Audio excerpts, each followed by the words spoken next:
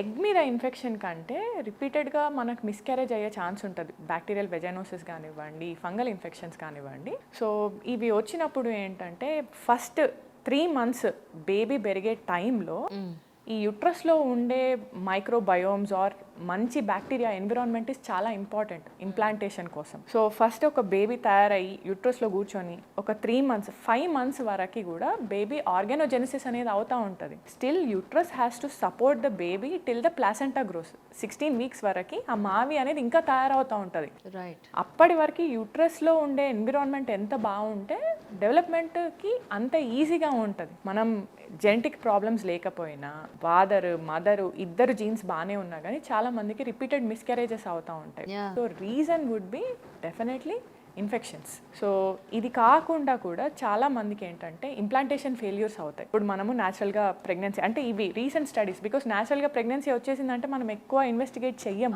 అవును. సో అదే మనము ఐవీఎఫ్ కేసెస్కి వచ్చేసరికి మనకి ఎంబ్రియో మన చేతిలో ఉంటుంది, అయినా యుట్రస్లో అతకట్లేదు అంటే ఎందుకు అతకట్లేదు అని we will do lot of studies.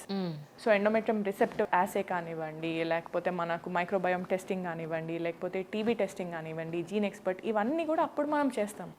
So చేసిన వాటిల్లో మనం రియలైజేషన్ వచ్చింది ఏంటి అంటే maybe infection is the cause, maybe inflammation is the cause.